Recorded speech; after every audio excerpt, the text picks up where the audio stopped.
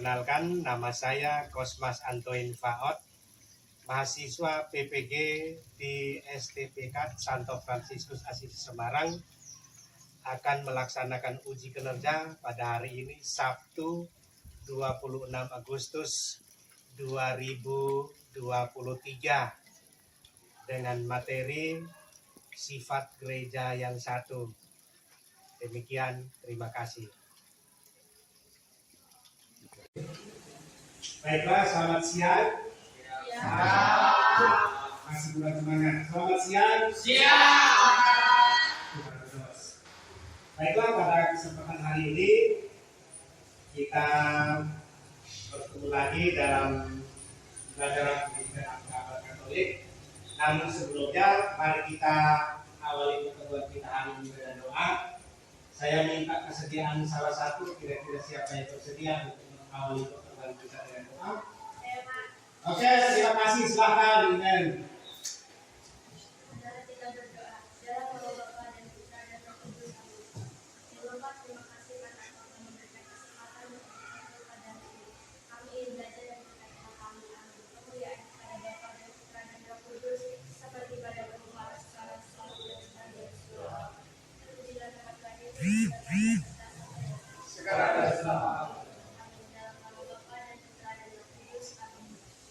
Oke, terima kasih. Kita sudah membuka kegiatan kita dengan doa. Adakah yang masih ingat pertemuan kita minggu lalu? Kita membahas tentang apa? Ada? Gereja sebagai persekutuan. Hari ini kita akan masih tetap membahas mengenai gereja, tetapi hari ini kita akan melihat mengenai sifat-sifat gereja. Namun sebelumnya, apakah semuanya sudah masuk? Albertus Vito ada. Petran? Dika? Oke, terima kasih. Hari ini kita membahas mengenai tema besarnya adalah sifat-sifat gereja, dengan subtema atau materi pokoknya adalah mengenai sifat gereja yang satu. Di sini kita melihat ada 4 sifat gereja. Yang pertama, satu, kudus, katolik, dan apostolik.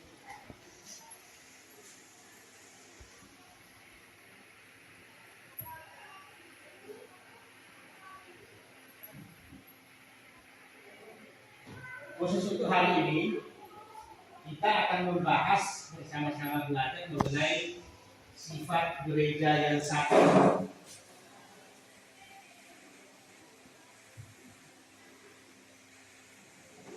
Dari materi sifat gereja yang satu ini, tujuan yang diharapkan adalah mampu membuktikan makna sifat gereja yang satu secara kritis melalui cerita tentang pertemuan kaum muda Katolik sedunia di Brasil.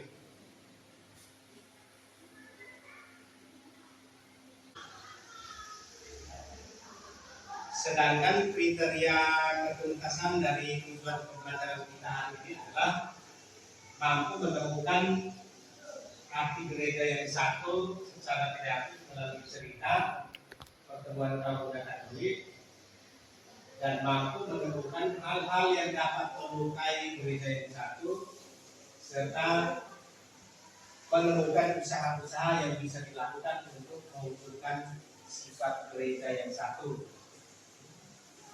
Sampai di sini ada pertanyaan?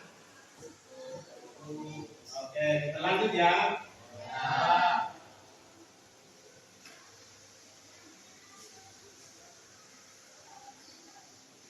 Nah, untuk mencapai tujuan tadi, maka kita punya kontrak, namanya kontrak belajar yang harus kita patuhi bersama, bahwa aktivitas atau tugas belajar kita hari ini semuanya dituliskan atau dikerjakan dalam diskusi kelompok, dan dan hasil diskusi dipresentasikan dari masing-masing kelompok.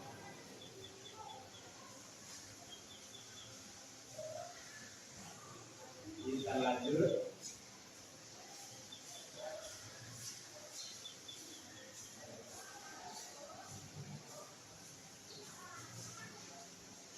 Langkah pertama kita adalah menemukan arti sifat gereja yang satu melalui cerita, yaitu tentang pertemuan kaum muda Katolik sedunia di Brasil melalui link yang sudah dikirimkan di grup, atau sepintas kita melihat melalui link YouTube berikut. Baiklah, ini kita mencoba untuk menyaksikan video mengenai pertemuan kaum muda sedunia bersama dengan Paus Fransiskus.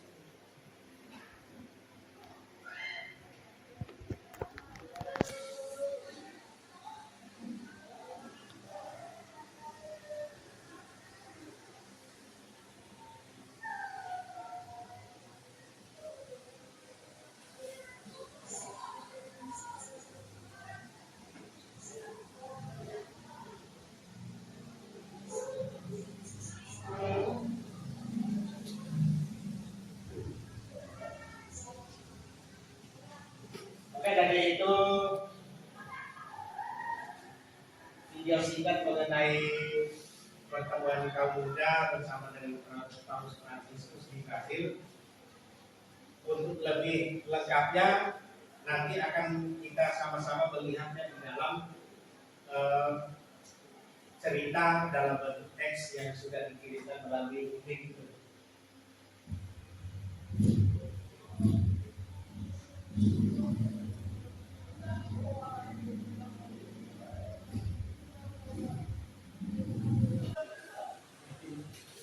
Oke, kita melihat berikutnya adalah mengenai ajaran kitab suci tentang sifat gereja yang satu, sebagaimana tertuang di dalam Matius bab 16 ayat 16 sampai dengan 19 dan 1 Petrus bab 2 ayat 5 sampai dengan 10.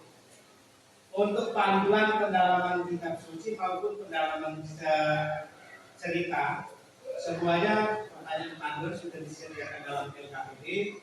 Maka tugas kita selanjutnya adalah kita diskusi dalam kelompok, kemudian nanti hasil diskusi dipresentasikan masing-masing kelompok, dan kelompok yang lain akan saling menanggapi. Silahkan gabung dalam kelompok diskusi masing-masing.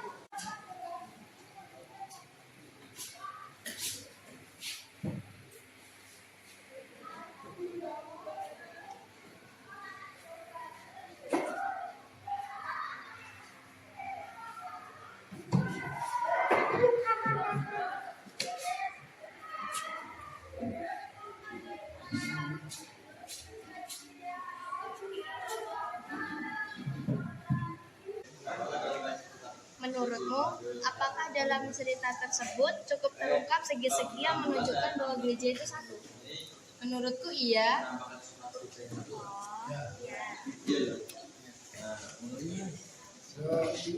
Terus di dalam itu kan nih tuliskan ayat-ayat yang menunjukkan sifat gereja yang satu. Nah, menurutku jawabannya ini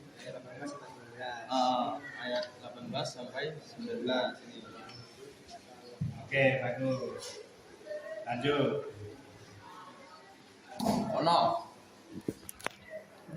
Menurut kamu Tadi loh. apa saja yang melukai kesatuan dalam perjalanan hidup gereja? Kebetulan dalam budaya.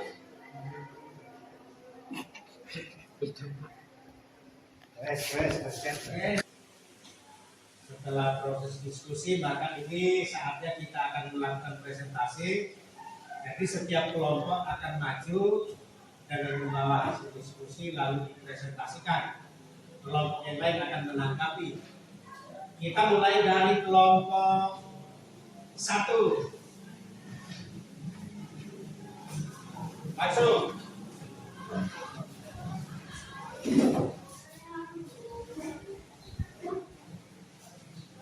Kalau di sini atau di sebelah sini? Dari sebelah sini berarti.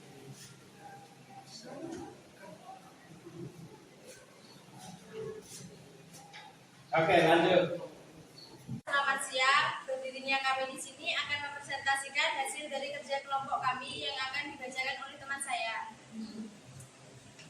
Apakah dalam cerita tersebut cukup terungkap segi-segi yang menunjukkan bahwa gereja itu satu? Menurut saya, ya. Oke, lanjut. Kalimat bagian manakah yang menunjukkan bahwa gereja itu satu? Menurut saya, kalimat itu terdapat pada kalimat kami datang dari budaya yang berbeda, berbicara bahasa yang berbeda, tapi kami menyanyikan lagu-lagu yang sama dan memiliki iman yang sama.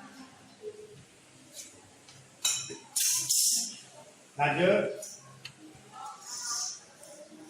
Apa artinya gereja itu satu? Gereja yang satu yaitu kesatuan di dalam gereja mendapatkan dasarnya dari kesatuan Tritunggal yaitu Bapa, Putra, dan Roh Kudus. Sekian presentasi dari kelompok kami. Oke, terima kasih. Apakah ada yang ingin ditanyakan dari kelompok lain? Cukup, Pak. Cukup? Cukup. Oke, mari kita beri aplaus untuk kelompok 1. Silakan dulu.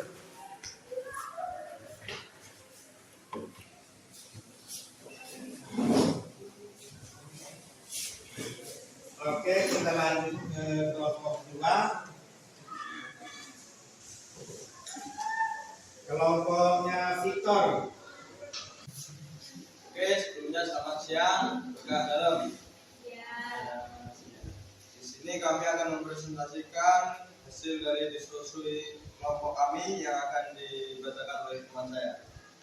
Apakah dalam teks kitab suci Matius bab 16 ayat 16 sampai 19 mengatakan sifat gereja yang satu? Ya, karena terdapat ayat 18 dan 19. Tuliskan ayat-ayat yang menunjukkan sifat gereja yang satu. Itu ayat 18 sampai 19. Dan aku pun berkata padamu, kau adalah Petrus, dan di atas batu karang ini aku akan mendirikan jemaatku, dan alam maut tidak akan menguasainya. Padamu akan kuberi kunci kerajaan surga. Apa yang kau ikat di dunia ini akan terikat di surga, dan apa yang kau lepaskan di dunia ini akan terlepas di surga. Apakah ada yang ingin ditanyakan? Dari kelompok lain silakan, ada yang perlu dipertanyakan? Oke, terima kasih. Kita beri aplaus untuk kelompok 2. Silakan.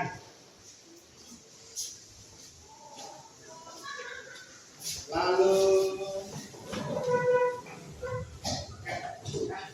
Hai. Oke, selamat siang. Ini akan mempresentasikan hasil kerja kelompok kami yang akan dibacakan teman saya. Apa saja yang melukai kesatuan berbeda di gereja, adanya perbedaan dalam gereja, tentunya alam. Gereja itu satu, namun nyatanya gereja masih berkembang apa yang dapat anda lakukan untuk memperbaiki gereja itu satu. Saling menghargai dan saling menghormati. oke, terima kasih. Ada masukan? Ada pertanyaan? Oke, mari kita beri aplaus untuk kelompok 3.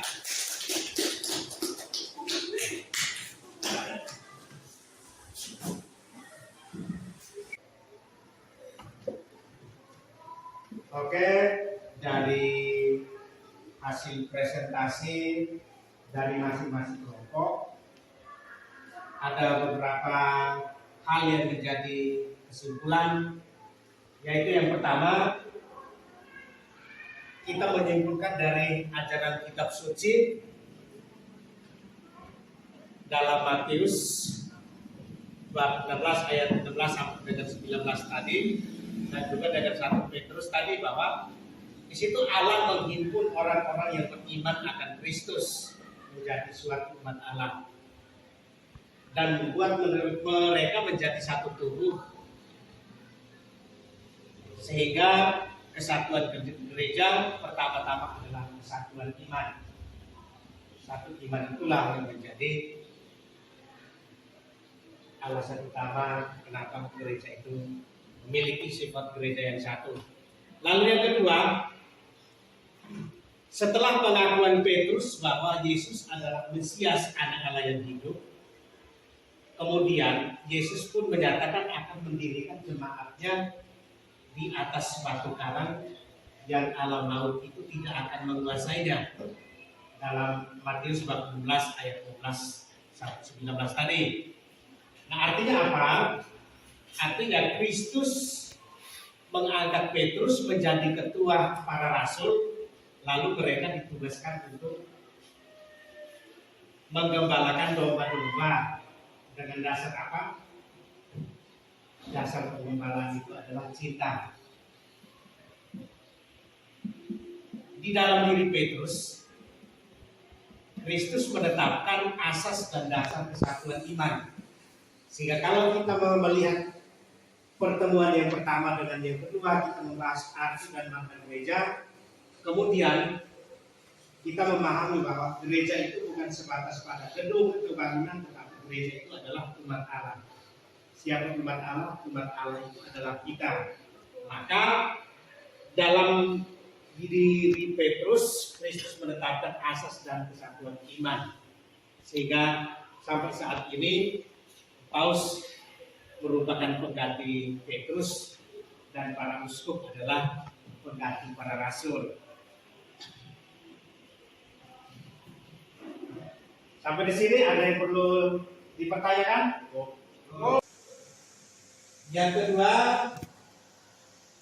ajaran gereja mengenai sifat gereja yang satu tertuang dalam Katekismus Gereja Katolik, di mana di situ dikatakan bahwa gereja itu satu menurut asalnya. Pola dan prinsip seluruh misteri itu adalah kesatuan Allah tunggal dalam tiga pribadi.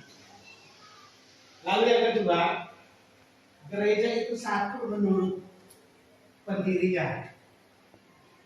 Siapa pendirinya? Pendirinya adalah Kristus. Dalam Matius Yesus mengatakan kepada Petrus bahwa di atas batu karang ini akan didirikan jemaatku. Itu dalam konteks gereja sebagai umat Allah, itu sebagai bangunan. Dan yang ketiga, gereja itu satu menurut jiwanya. Jiwa gereja itu adalah Roh Kudus.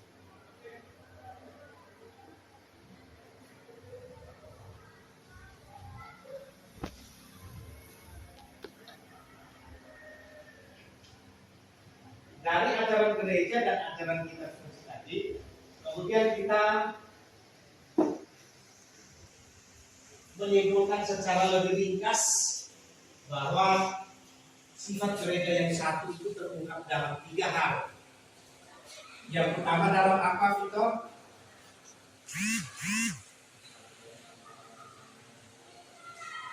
Yang pertama kesatuan iman anggota. Yang kedua apa, Dea? Kesatuan dalam pimpinan, yaitu hierarki yang mempunyai tugas untuk satu umat.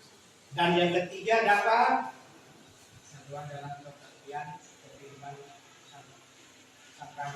sakramental. Jadi ada tiga hal itu yang sekiranya mengungkapkan bahwa gereja itu satu dalam iman, satu dalam pimpinan, satu dalam kebaktian. Maka di dalam cerita tadi, pertemuan kaum muda Katolik tadi, itu sebetulnya sudah jelas-jelas mengungkapkan yang menjadi alasan kenapa gereja itu memiliki sifat yang satu. Kita lanjut.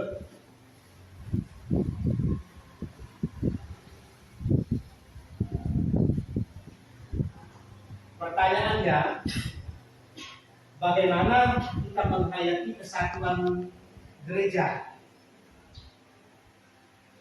Sebagai orang Katolik, kita dapat menghayati kesatuan gereja dalam pengakuan iman yang satu dan sama, perayaan Ekaristi, perayaan ibadat bersama, dan kita mengakui berarti yang sama. Iman, perayaan Ekaristi atau kebaktian dan berarti. Sebagai contoh, coba dibaca background kalau contohnya itu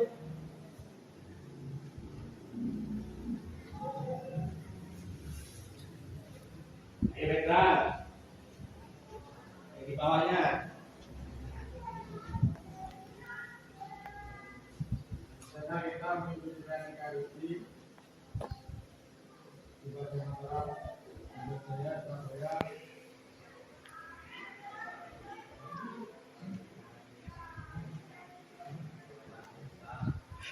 Maka baca-bacaan kata-kata doa-doa yang baik dengan lalu apa? Kecuali bahasa yang digunakan dalam perayaan Ekaristi yang selalu berbeda sesuai dengan bahasa apa.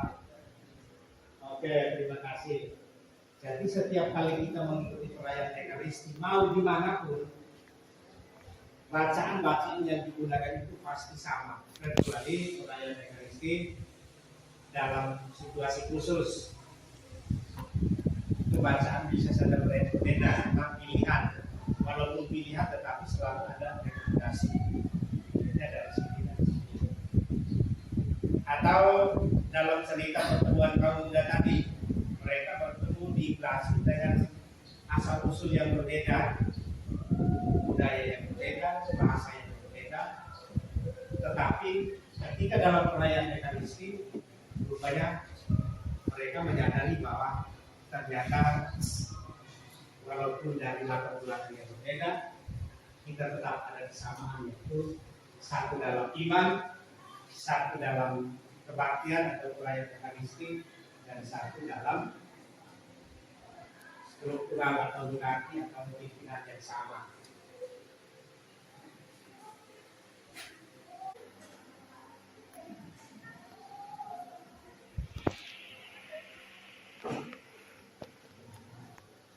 Lalu usaha apa yang dapat kita lakukan untuk bisa mewujudkan sifat gereja yang satu? Mereka memang memiliki sifat yang satu, tetapi kalau tidak ada upaya untuk bisa mewujudkan itu agak susah. Maka kita perlu ada upaya. Upaya kita adalah harus aktif dalam kehidupan gereja. Seperti apa? Kira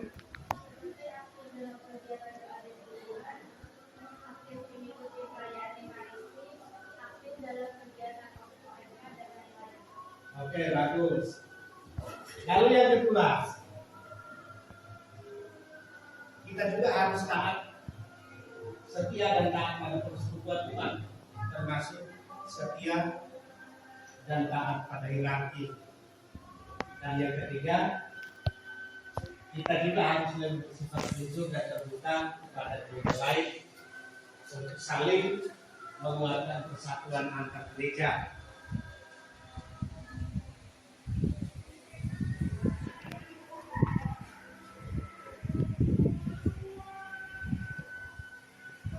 Itu adalah beberapa hal yang menjadi kesimpulan kita hari ini. Untuk selanjutnya adalah evaluasi di dalam LKPD atau di dalam grup sudah disediakan dalam bentuk link. Evaluasi silakan dikerjakan dalam link yang sudah disiapkan. Silakan. Dia.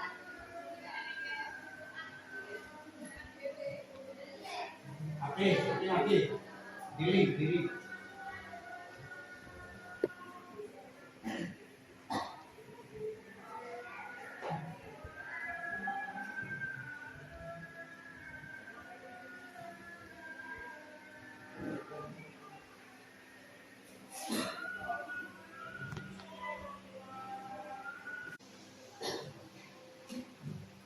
Setelah evaluasi, kita ada satu lagi, kita ada refleksi, melakukan refleksi dengan mengacu pada lagu Maju Bersama atau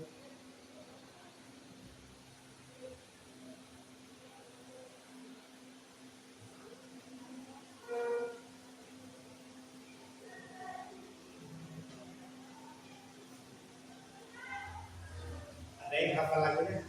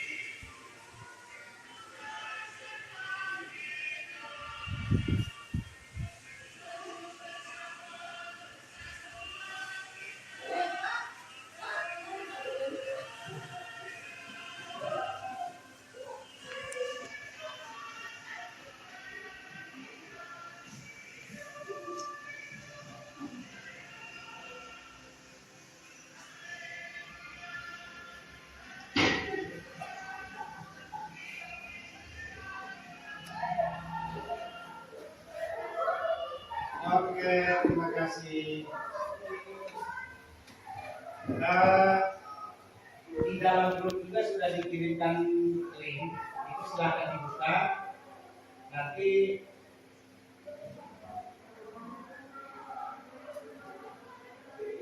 kita menuliskan refleksi di dalam LKPD menggunakan lagu yang baru dibuka tadi. Oke, silakan. Vito, yuk. Dituliskan dulu di dalam LKPD. Yuk.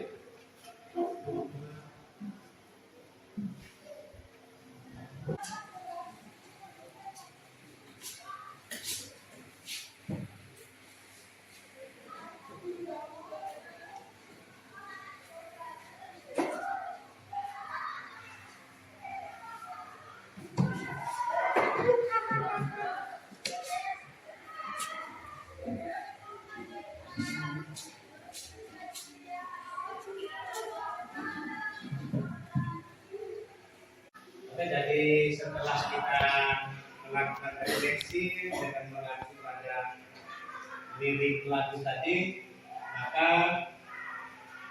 selanjutnya adalah yang perlu kalian ketahui bahwa materi pertemuan kita minggu depan masih tetap berkaitan dengan gereja dan sifat-sifat gereja, terutama sifat gereja yang kedua, yaitu sifat gereja yang kudus. Oleh karena itu, tugasnya adalah mencari informasi dari berbagai sumber, entah itu melalui internet, melalui buku, atau melalui obrolan dengan orang yang lebih paham, atau dengan romo ketua lingkungan. Itu terserah masing. Yang penting minggu depan kita bertemu lagi dengan membawa informasi yang sudah ada mengenai sifat gereja yang kudus. Sampai di sini ada usulan? Ada pertanyaan? Oke, kalau begitu untuk pertemuan kita hari ini cukup. Mari kita akhiri pertemuan kita. Kira-kira siapa yang mau mengakhirinya dari depan? Oke, terima kasih Victor. Silakan. Setelah kita akhiri pertemuan kita pada hari ini dengan nama Kristus. Tuhan kita berdoa.